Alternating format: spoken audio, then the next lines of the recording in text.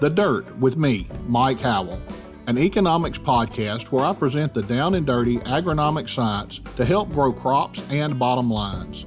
Inspired by economics.com, farming's go-to informational resource, I'm here to break down the latest crop nutrition research, news, and issues, helping farmers make better business decisions through actionable insights. Let's dig in.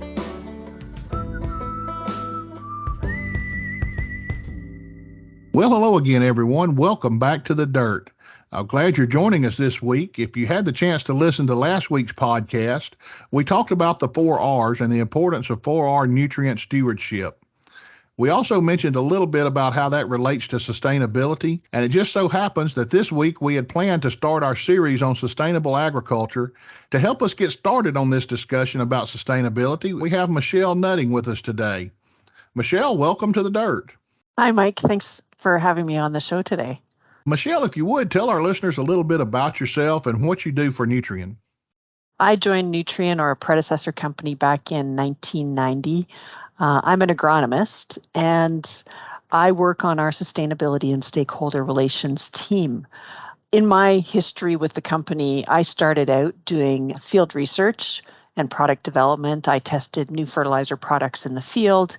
And one of my roles was to do some agronomic extension with our farm customers and retail customers. So really, agronomy is my DNA and my passion, but I had some interesting opportunities along the way. I've worked in the regulatory frameworks for our company and how fertilizers are regulated, fertilizer use is regulated.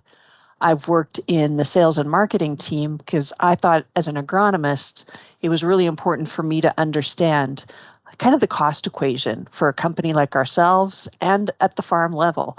Taking those experiences, I then had the opportunity about 7 years ago maybe, to move into the sustainability and stakeholder relations team. And I think that really brings together the experiences that I've had and helps me give a perspective on sustainable agriculture for the company and for farmers.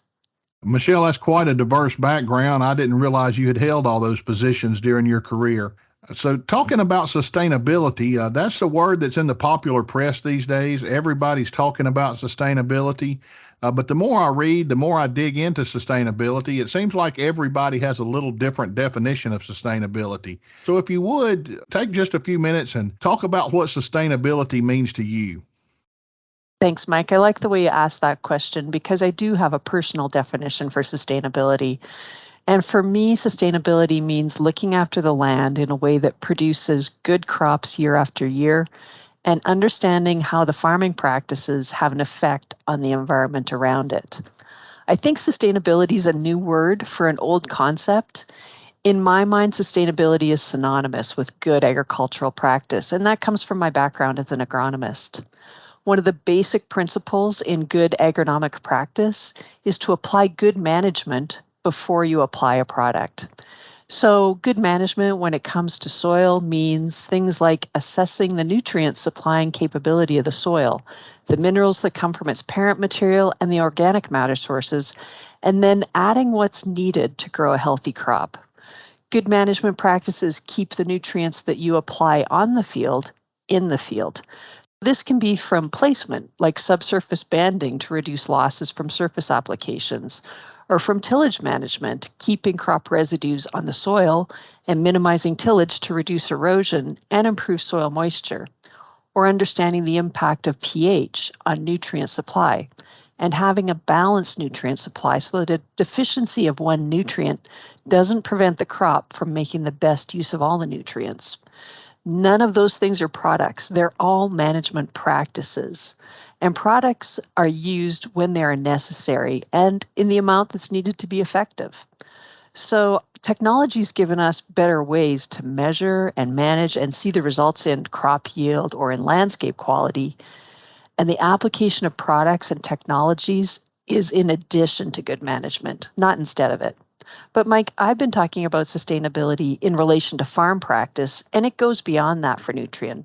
It also pertains to how we make our products. And Nutrien's been investing in technology and fertilizer production to reduce the greenhouse gas emissions.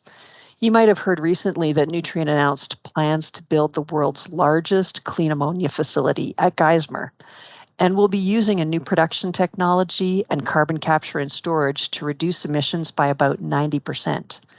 And Nutrien also has microbial-based products that have a really low environmental footprint, and they work with the plant soil microbiology, improving the way that plants can access and use nutrients from the soil.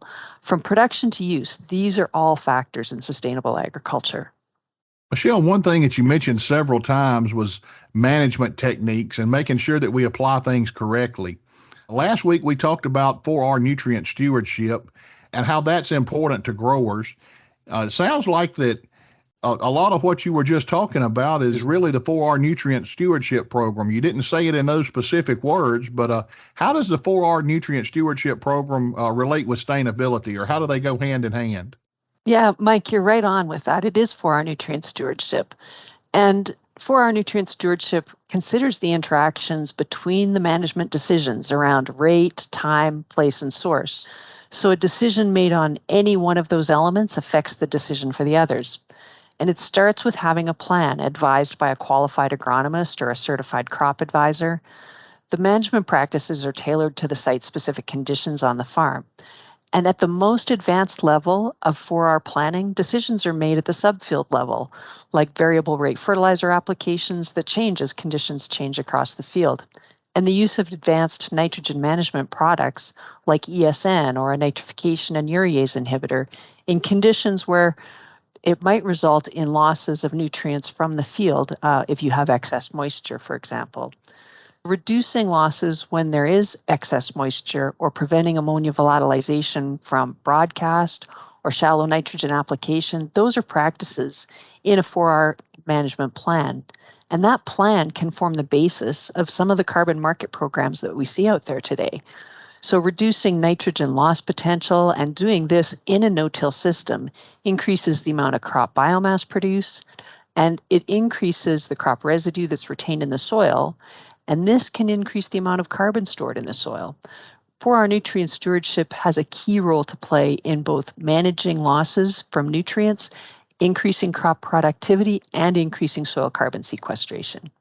Another thing you mentioned, Michelle, was factors that affect nutrient availability, and you also mentioned soil pH. That's something that our listeners have grown accustomed to hearing here on the dirt. I think every guest I've had has said something about soil pH.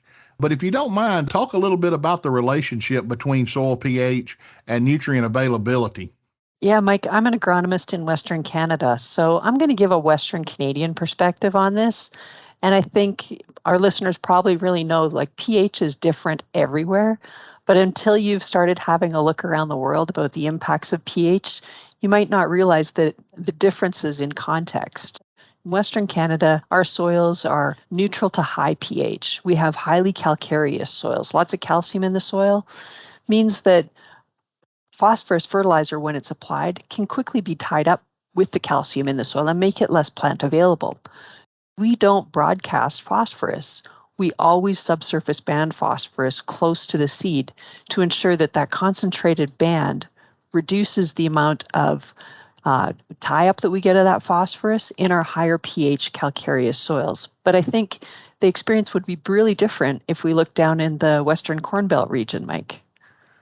Yeah, that's right. Different parts of the world have different soil pHs. You get down here in the Mid-South where I am, and we have pHs that will naturally go to high fours or the mid-fives, somewhere in that range. And we regularly have to apply lime to keep that pH up in the area that we need it. Most of the time we recommend to growers that they keep that pH between 6 and 6.5, and all of our nutrients are going to be most available at that pH range. So, Michelle, earlier you mentioned that sustainability was a new term for an old concept. If you would, talk a little bit about what may have changed over the years. Why is it a new term? Mike, I think what's changed the most is the interest of people about how food is grown. And alongside this are the questions about climate and what can be done to carbon emissions into the atmosphere. Farms have been using yield monitors, variable rate prescription maps, digital tools to help make better management decisions, and that's not new. But what is new is how those digital tools can be used to produce the kind of information that would quantify an environmental benefit, like the increased potential for soil carbon sequestration or a reduced greenhouse gas emission. It's the data around the management practices that really becomes a valuable asset of the farm when that data is collected and managed in a way that meets the requirements of some of these developing environmental service markets that are looking for low carbon products and improved water quality. And that ecosystem service value for society, that's in addition to the benefits of managing for crop productivity and soil quality. So it's really a shift looking at data for the purpose of good farming and shifting that data now to the purpose of providing information and quantification for some of those external groups that are looking at how can they drive down carbon emissions or improve water quality and support that, maybe incentivize that through a market mechanism. Michelle, you also mentioned that you do a lot of work with government relations and try to help make sure that we're able to get what we need as far as government programs and make sure that nothing's imposed on these farmers that they can't live with. If you would, talk a little bit about some of the sustainability issues that you're working with and how you work with the governments to make sure that it works out best for everybody. Sure, Mike. There's a couple things happening. And again, just the context for me right now is Canada. So I'm going to use that example. In Canada, the government set a 30% emission reduction target for fertilizers, meaning they're looking to lower the emissions from the use of fertilizer by 30% by 2030. And when we're talking with the government, there's really sometimes some gaps between the research that's completed and considered credible and publicly available that would quantify or describe the amount of emission reductions that happen as a result of farm management practices. And there's a gap between that research and what's actually happening on the farm and what those 4R management practices might be able to accomplish. So it's really an education process. Sometimes we have to talk about the newer research, newer practices and products that farms are using to improve their nitrogen management, improve nitrogen use efficiency, and that ultimately results in a lower greenhouse gas emission. Working with the government to help make them aware of what's possible in agriculture, some of the science that industry's been funding, research at the universities, all of those factors have to be considered and really bring a little bit deeper picture when the government's trying to solve a problem and taking what I would call a broad brush, maybe national approach, and not looking at the differences from one region of the country to the other, or from one border of a province to the other border. In the US, from one corner of the state to the other, there's a lot of differences in terms of what's going to work to reduce a greenhouse gas emission from fertilizer use. And so that one-size-fits-all solution isn't the best solution for agriculture. We've got a big education job to do with policymakers and the government so that they can understand what's actually implementable and workable on a farm. That's right, Michelle. And you mentioned how much things can change going between state boundaries or province boundaries. And, it doesn't even have to be that large a scale. We can see some dramatic changes just from one end of a field to another end of a field. If we're in the Mississippi Delta, we can have a deep sandy soil on one end and a heavy buckshot clay on the other end. And when we're talking about nitrogen management, we have to manage those two areas differently to make sure we're not losing too much nitrogen in either one of those cropping systems. Michelle, another factor that we have to take into consideration when we're doing this is economics. Growers definitely want to do what they can to protect the environment and make sure they're doing things sustainably, but it also has to be done in an economical manner. I think that's something that some people tend to leave out of the equation sometimes. Talk a little bit about the economics and how you work with the government officials to make sure that the farmers are going to be able to survive doing these new practices. Yeah, Mike, that is a big challenge. Farm decisions are made on an economic basis. And I think farms do, by and large, an excellent job of getting the right rate of fertilizer, optimizing that, not over applying it, because that's an economic cost. And they're really trying to make their best economic outcome from the use of the inputs in relation to the amount of the yield that they get for those crops. So there is a lot of optimization right up front to get that rate and all of the placement and source and timing right. Once that's done and the farm is getting that good kind of management plan and their best optimized outcome economically, now there's still a little component left in terms of, can we reduce greenhouse gas emissions from fertilizer management practices? And typically, if you looked at the average amount of nitrogen lost as nitrous oxide gas, it might be over a whole country like Canada, 1% of nitrogen is lost as nitrous oxide gas. Preventing the loss of that nitrogen as nitrous oxide gas, that's not going to move the needle in terms of having a yield impact. If you put 100 pounds of nitrogen on and you saved one more pound from being lost, that doesn't really have an impact on yield. But that 1% of nitrous oxide loss, that does have a big effect on our greenhouse gas footprint.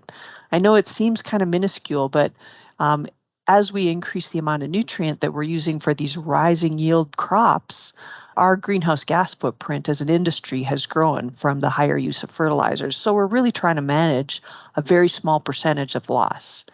And things that will do that for us, once we've got, our yield benefits out of using better practices, applying products correctly and more effectively, things like enhanced efficiency fertilizers, nitrification inhibitors, urease inhibitors, and ESN, they're going to have that added bonus of preventing a buildup of nitrate in the soil, which then potentially could be lost as nitrous oxide.